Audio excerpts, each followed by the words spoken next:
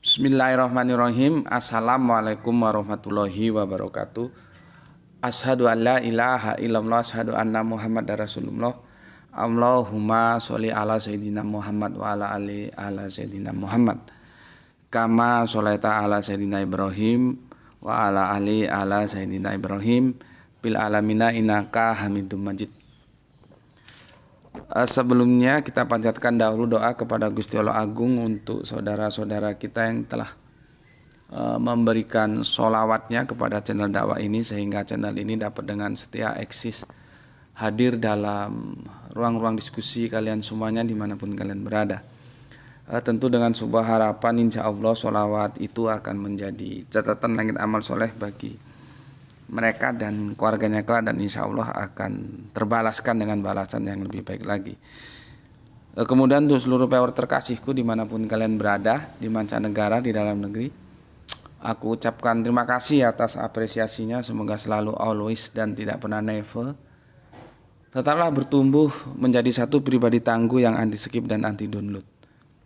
Bagi yang berkenan silakan saja di share, tapi linknya, jadi jangan diunduh terus dipotong-potong kemudian diunggah ulang, apalagi diadu dengan video yang juga potongan. Aku nggak pernah kasih izin untuk yang demikian ya.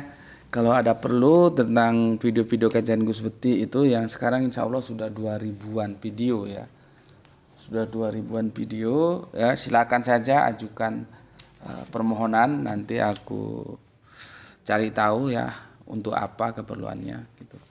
Kalau untuk menambah dinamika kajian-kajian akademis, insya Allah banyak aku bolehkannya daripada ketidakbolehannya gitu. Oke. Kita sudah di warning sama TikTok ya, dibatasi penontonnya. Gimana cara ngatasinya aku juga nggak ngerti. Mungkin ada yang terlalu kasar atau apa ya. Karena alasannya di situ terkait dengan alkohol dan tembakau dan apa lagi gitu. Padahal aku tidak pernah membahas, menyentuh dan mengatakan itu ya. Tapi ya sudahlah, kita coba ikuti saja ya. Nanti apa dan bagaimananya kita hadapi saja. Kalau misalkan nanti dirungkat, dikat ya kita balik lagi gitu. Oke. Terima kasih untuk semua viewer terkasihku yang ada di channel TikTok dan channel YouTube ya. Sekali lagi untuk semuanya aku sampaikan, ini kajian-kajian ini bersifat akademis, jadi dia membahas dalam sisi keilmuan, sehingga apa-apa yang dirasakan itu sensitif itu tidak bisa dikatakan sensitif dalam perspektif keilmuan ya. Jadi kita harus memahami itu dulu, dan aku orang yang selalu memberikan sebuah pengingatan untuk mengingat bahwa agama itu hadir untuk dihormati, bukan untuk dihujat. Jadi agama apa saja itu harus kita hormati gitu ya. Maka dari itu ketika kita berbicara tentang comparative religion ya, ada hal-hal yang sensitif itu perlu kedewasaan. Dan kedewasaan di sini bukan kedewasaan usia, tapi kedewasaan untuk siap sedia berbeda pendapat ya, atau berargumen ya. Kalau nanti argumennya sama sih itu enggak masalah, hasilnya juga sama. Tetapi ketika argumentasinya, pijakan-pijakan perisa posisi yang diambil berbeda, tentu outputnya juga berbeda, dan itu kita harus siap-siap berbesar hati untuk menerima perbedaan ya. Karena tidak ada paksa memaksa, la ikraha fiddin gitu ya. Tugas aku menjelaskan ya. Nanti kalian setuju kalian ambil, nggak setuju juga nggak usah diambil, nggak apa-apa ya. Aku terapkan begitu kepada santri-santri Isra yang ngaji di aku juga bilang begitu. Oke, ini hari Selasa dan setiap Selasa aku puasa ya, jadi tidak ada kopi, no coffee. Pelan-pelan aja kita ya diskusinya. Nanti takutnya kalau high speed terus haus puasanya jadi putus gitu. Oke. Buka Al-Quran ya. Tolong yang di rumah Al-Qurannya dibuka. Al-Qurannya dibuka. Jadi kita sama-sama berpegang pada satu pijakan yang itu bisa digunakan sebagai literasi yang cukup kompeten untuk dipertanggungjawabkan. Kalau kita berbicara agama ya kitab suci, kalau kita berbicara Islam ya Al-Qur'an, nanti kalau kita berbicara Yahudi ya Torah, berbicara Kristen ya Injil gitu ya. Oke, tolong dibuka ya. Surat yang ke-43. Surat Az-Zukhruf yang 43 ya. Kemarin aku sudah jelaskan sampai ayat yang ke-60 ya. Ayat yang ke-60 sudah aku jelaskan ya. Kita akan selesai nanti di 67. Jadi cuma 10 ayat sebetulnya ya, enggak terlalu banyak. Yang ke-60 itu kan begini. Bismillahirrahmanirrahim ya. A'udzubillahi minasyaitonirrajim. Bismillahirrahmanirrahim. Dan kalau kami kehendaki ya, benar-benar kami jadikan sebagai gantimu di muka bumi itu malaikat-malaikat yang turun temurun gitu ya. Kemarin yang ditanyakan oleh saudara Islam kita yaitu sesepuh dari kelompok kajian Islam rasional yang ada di Langkat, ingatku ya. Ya Bapak di Langkat Pak ya. lupa ingat aku. Ya. Yang beliau tanyakan adalah tentang malaikat-malaikat.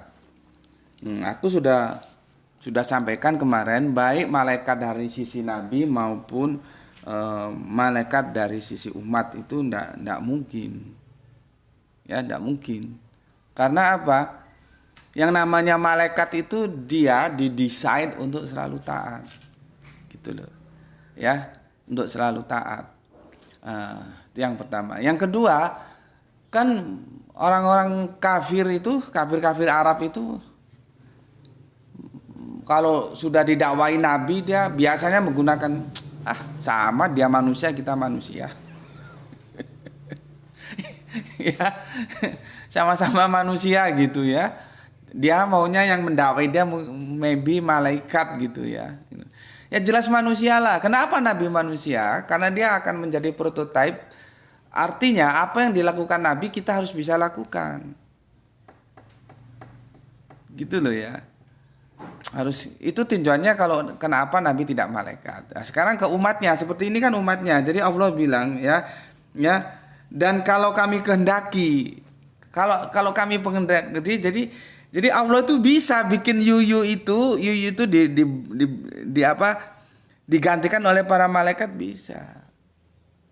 Tapi kan Allah tidak mau, makanya memakai diksi dan kalau gitu loh ya. Kalau gitu ya. Kalau kami kehendaki, tapi Allah tidak berkehendak begitu. Maka jadilah manusia-manusia seperti kita. Yang aku sudah jelaskan kemarin, manusia dan jin itu makhluk alternatif. Oh iya, kemarin ada, cuman tidak ditajuin ya, ditajuk Yesus Pencipta itu ada teman saudara kafir kita, komennya itu kadang-kadang ya ngawur gitu. Dia bilang jin disuruh masuk agama Islam itu loh.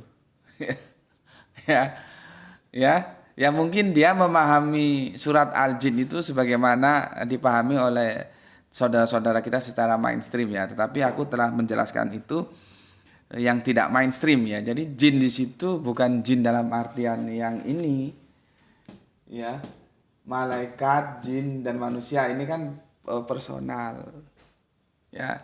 Sedangkan di surat Al-Jin itu jin yang itu karakter ya. Kalian bisa tahu jin janah itu ya. Nanti janin apalagi. Jin, janah, janin itu satu jadar, satu akar kata yang artinya tersembunyi gitu ya. Makanya kan kalau ibu-ibu kita, istri-istri kita hamil itu kan disebut janin, itu tersembunyi. Ya memang sih sekarang ada perkembangan sains dan teknologi ya, kehamilan berapa bulan itu bisa dideteksi. Itu perkembangan teknologi seperti itu ya. Nah, nanti lebih jelasnya silakan lihat di channel YouTube Subandi T. Sukoco tentang penjelasan surat Al-Jin. Itu ada gitu ya. Jadi kadang-kadang kafir-kafir ini ya geli juga jawabnya ya. Kalau kita mau kasih jawaban. Nampak kalau dia tidak tahu. Kalau tidak tahu itu seharusnya kan tanya dulu gitu. Oke. Karena malaikat itu bukan makhluk alternatif, dia makhluk alternatif itu artinya makhluk yang punya pilihan, diberi kebebasan memilih gitu ya. Kalau malaikat itu tidak, dia didesain taat, tidak ada pilihan kecuali taat ya. Ya kalau Allah mau menggantikan bisa, tapi Allah tidak mau begitu. Itu untuk yang saudara Islam kita, bapak kita yang ada di Sumatera belahan utara sana ya. Dan untuk saudara kita yang di Medan, semoga musibah banjirnya bisa cepat berlalu ya. Oke. Sekarang aku akan menjawab yang ke-61 ya. Di mana di surat yang ke-61 itu digunakan oleh saudara kafir kita untuk mengatakan Yesus itu Allah. Makanya videonya itu sudah 4 atau 5 atau berapa tahun yang lalu sudah aku unggah. Ya, kamu bisa lihat bahwa surat Az-Zukhruf 61 itu tidak jarang digunakan untuk memurtadkan saudara kita. Gitu. Ya. Jadi pemahaman yang keliru sekalipun itu Al-Qur'an, itu bisa orang jadi murtad. Gitu ya. Bisa orang jadi murtad, ya.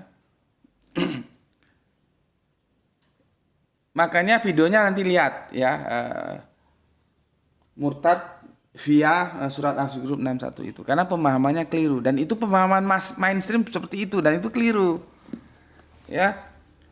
Itu keliru ya, nanti aku jelaskan dan videonya yang aku rekomendasikan itu ditonton supaya kalian ngerti. Pernah satu waktu aku diundang pada satu kelompok dakwah Islam gitu ya untuk mengisi sebuah kajian ya. Dan aku datang dan memberi kajian untuk mereka dan tuan rumahnya protes yang undang itu. Karena aku menjelaskan Al-Qur'an Az-Zukhruf 61. Tahu dia aku itu lebih fokus ke hal-hal yang kristologinya gitu. Terus tak jelaskan, Pak, dalam Al-Qur'an itu juga ada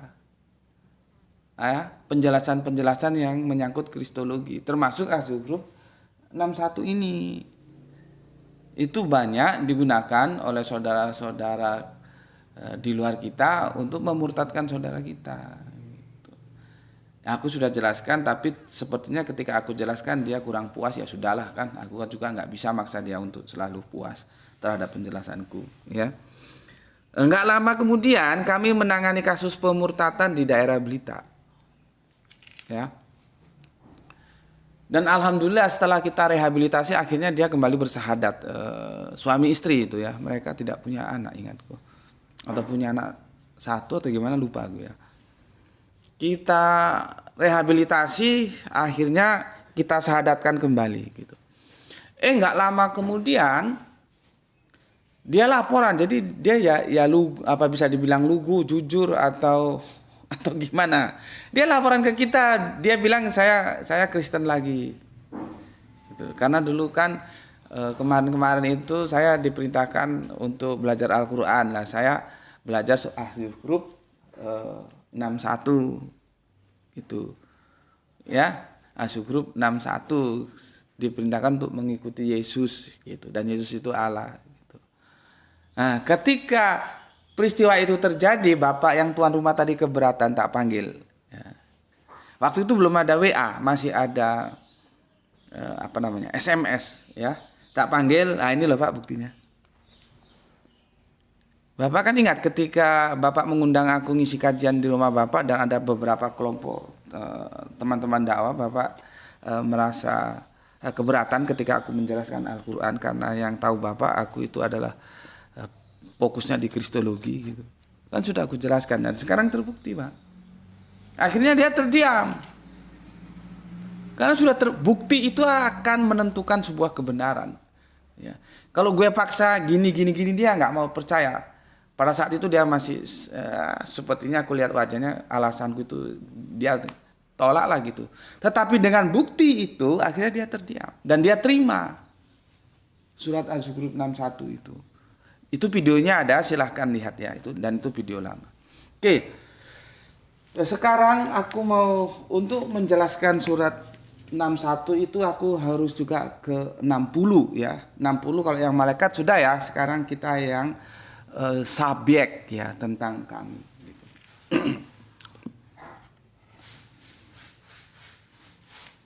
Tolong dibantu tab-tabnya ya. Tolong dibantu tab-tabnya. Oke. Oke. Bismillahirrahmanirrahim. A'udzubillahiminasyaitonirrajim. Bismillahirrahmanirrahim. Dan ya, dia pakai waw atop. Itu yang aku jelaskan kemarin. Waw atop. Semoga bisa dilihat ya. Dari 60 ke 61 ini ada waw atop. Itu artinya surat 61 ini tidak bisa lepas dari surat 60. Atau di surat yang ke-61 ini terikat dengan surat yang 60, tidak bisa dipisah. Itu ada waw atop. Begitu kalau ngaji di pondok pesantren itu begitu. Ini kita ngajinya nggak di pondok pesantren, di pondok Ojo Gelo ya. Ini ada waw atop. Ya. Aku ingatkan lagi antara Az-Zukhruf 4360 dan 61. Oh, ini kita ganti ya. Sekarang bukan 34 tapi 56 ya. Nah. Yang di YouTube supaya enggak bingung ya. Ini sekarang 56. Ini 34 yang kemarin.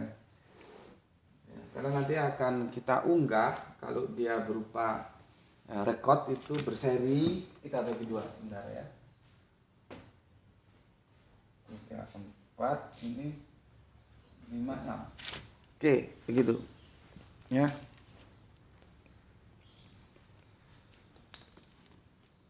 Pahami dulu ya fungsi waw atop ya. Fungsi waw atop. Ya. Ini di sini ada teman saudara kafir kita tanya tentang kenapa selalu menggunakan kata kami itu ya. Itu videonya ada ya, silakan dilihat ya. Karakter-karakter rumpun semitik itu begitu karena Arabian ya atau Arabiun dan Ibraniun itu kan sama-sama satu rumpun semitik ya, mereka bahasa serumpun, maka kalau mereka ehad kita ahad, mereka salam kita salam, mereka kalau kita itu ahad mereka ehad gitu ya, jadi sama itu nanti ada majestic ya, lihat videonya di sana ya. Kalau aku jelaskan itu lagi nanti muter balik lagi ke titik nol gitu. Makanya kan aku bilang kajian-kajian seperti itu harus dilihat secara holistik gitu ya. Sama dengan Elohim ya, ini jadi muter ke sini lagi ya. Elohim ya, akhiran ya. Di sini bisa nampak nggak ya? Akhiran him ya. Di sini Eloah ya, plus him. Itu ini Allah ya. Ini biasanya jamak ya. Dan dia bisa juga menyatakan keagungan. Bukan Allah yang jamak kalau pendekatan bahasanya begitu ya. Jadi kami itu tidak selalu merujuk kepada kuantitatif, dia juga bisa kualitatif, majestik, penghormatan gitu ya. Kalau dalam bahasa Melayu juga begitu. Cuma nanti rasa bahasanya beda dengan bahasa Semitik. Kalau dalam bahasa Semitik itu Ibraniun, Arabiun itu menunjukkan kehormatan bagi yang ngomong, bagi yang ngomong. Kalau di rumpun Melayu bagi yang diajak ngomong. Misalkan saya atau kita atau gini aja ya, dalam perusahaan ya, seorang Pak Satpamnya dipanggil manajernya, namanya Pak Karyo lah misalkan. Pak Karyo nanti tolong bisa ke rumah saya ya, ada keperluan sedikit. Pak Karyo ngomong, nanti kami boleh datang jam berapa Pak? Itu dalam bentuk menghormati atasan, menggunakan, bukan nanti aku, lain toh. Gitu. Ada rasa bahasa, ada toto kromo, dan begitu juga tentang kami, begitu juga kalau kita tarik ke Ibraniun. Kalau Arabiun kan nahnu, kami, nanti kadang-kadang aku, ana, gitu. Ya, tolong seperti tadi aku guiding ya, lihat aja videonya penjelasan itu ya, karena di sana Elohim juga dijelaskan. Elohim itu bukan banyak Eloh, bukan banyak Allah, tapi Allah yang agung. Nanti sama yim, begitu ya. Oke, itu sekedar aja, mohon dipersori kita jadi nyelonong ke sini habis waktu. Ya. Silakan, videonya sudah ada itu, Mas ya. Oke. Jadi kenapa kok selalu menggunakan, bukan selalu sih ya. Kalau selalu itu kan Allah tuh kadang-kadang aku, kami ya. Dan Allah tidak pernah saya. Itu penjelasannya tersendiri nanti itu. Kenapa Depak dan kenapa terjemahan-terjemahan Al-Quran tidak pernah menggunakan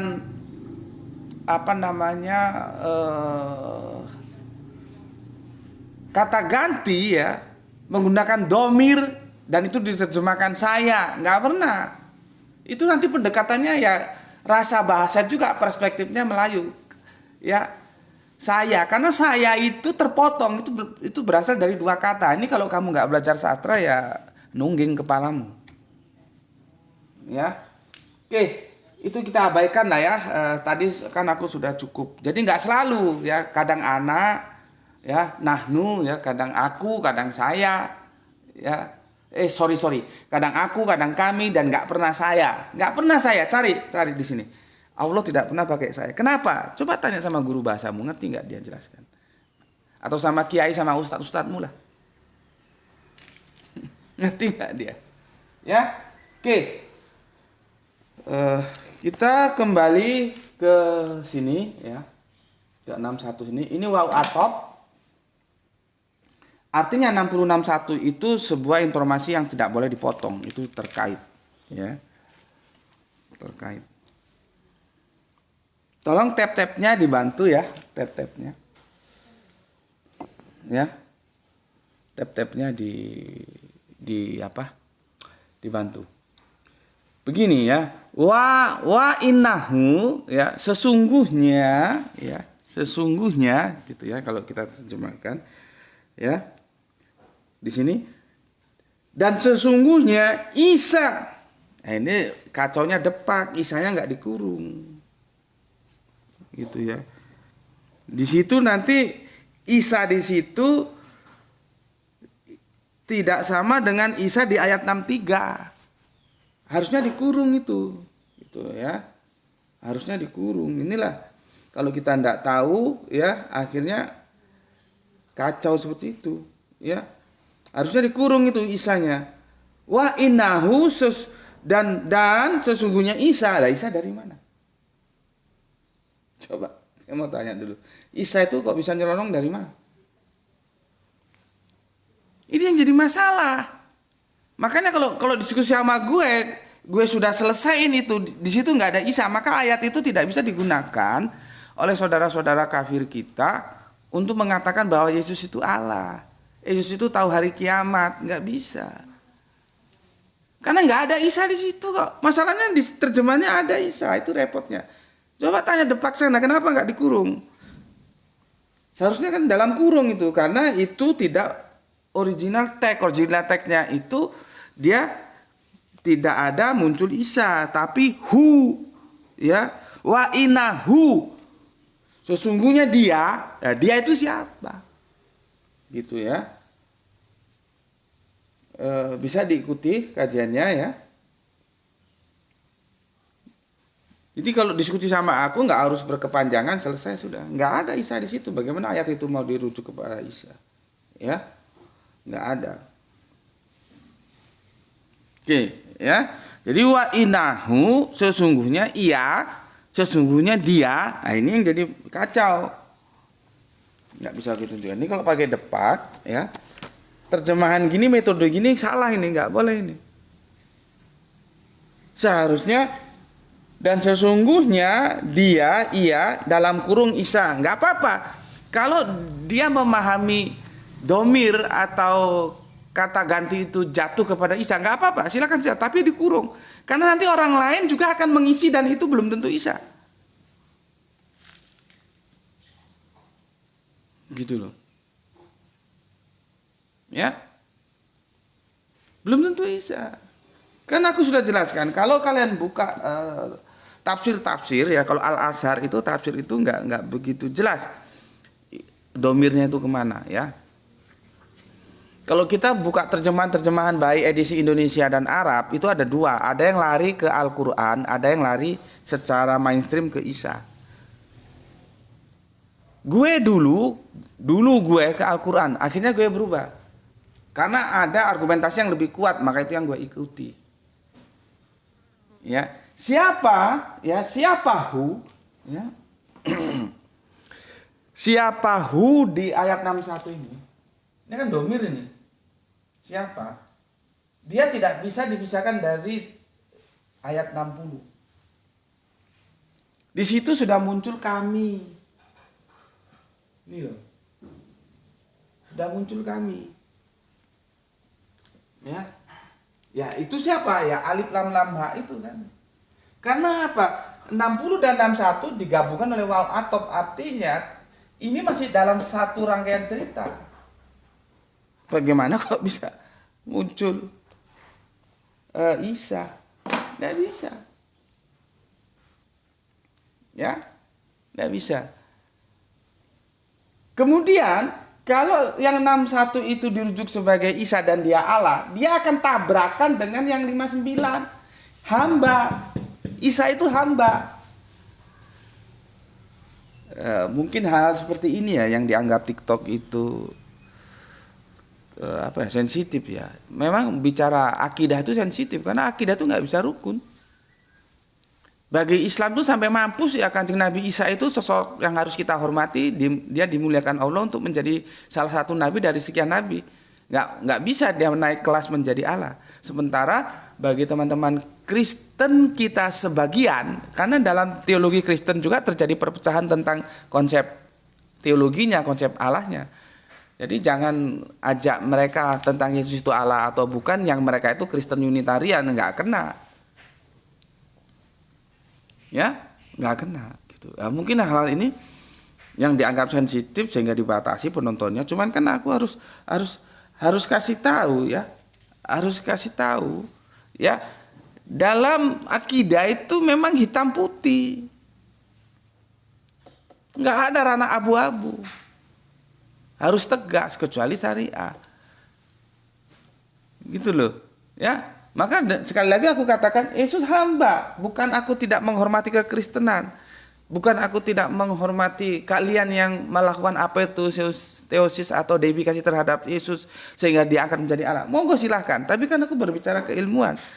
Dia hamba, maka kalau tetap ngotot teman-teman kafir Kristen mengatakan Yesus Allah berpijak Azuzub 61, tabrakan bos ayatnya. Ini 59 sudah jelas hamba. Nanti kita lihat di ayat yang lain, apakah Yesus itu hamba atau dia mengaku sebagai Allah. Ya ini memang keras. Tapi kan aku sudah bilang, kita masuk dalam bingkai akademis. Aku memaparkan berdasarkan literasi. Kalau kamu mau sanggah, ya sanggah secara literasi. Kan beda. Teologikal atau biblikal. Kalau teologikal itu dogma masuk, biblikal nggak bisa masuk. Apa yang ada tertulis di situ ya itu doang. Betul loh. Paham ya? Mulai kerasa ini hausnya ini ya. Kita pelan-pelan aja ngomong ya. Supaya enggak haus. Ya.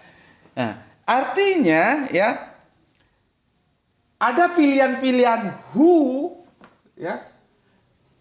Yang mainstream, ini belum aku toret ya. Yang mainstream dia, iya, gitu ya. Itu ada yang mengatakan Kanjeng Nabi Isa. Ini mainstream ini. Di kalangan Islam juga ada ini. Bahkan Depak tidak mengurung. Ini mungkin ada yang bilang, wah itu apa lebih pintar dari Depak gitu. Ya aku jawabnya gampang saja toh. Kalau kamu punya kemampuan, temukan aku sama teman-teman Depak. Kita diskusi yang enak gitu loh. Nanti kalau ketemu ya alhamdulillah, nggak ketemu ya sudah. Gue kan bilang, gue mengkritisi dan memberikan solusi. Kalau hanya mengkritisi tanpa solusi, itu nggak bertanggung jawab namanya.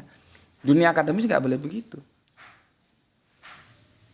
Kan kadang-kadang kalian itu belum mampu meskipun tahu mengikuti apa yang disampaikan oleh sahabat Ali. Jangan lihat siapa yang ngomong, lihat apa yang diomongkan gitu loh. Gue gini-gini kalau lu masih kurang puas ya, nggak apa-apa, fasilitasi, ketemukan dengan Depak.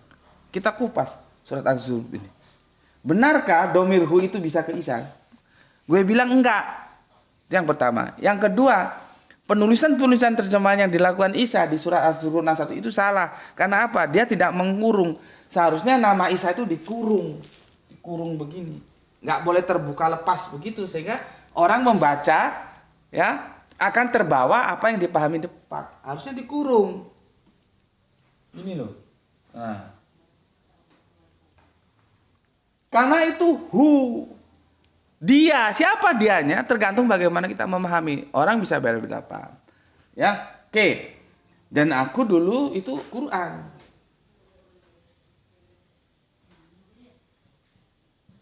Nih. Karena dalam Lisanul Arabian begitu. Anjalnahu ya tentang pengajaran. Jadi kalau turun itu artinya bukan dari atas ke bawah turun ke debu gitu enggak. Kata turun itu juga bisa berarti diajarkan, diturunkan ya. Anjalnahu, hu-nya apa? Al-Qur'an. Terus kenapa aku dulu berpegang pada Al-Qur'an dan aku sangat menolak Isa? Karena kalau Isa ini lost contact dia, orang bilang ke kanan, ke kiri jawabnya.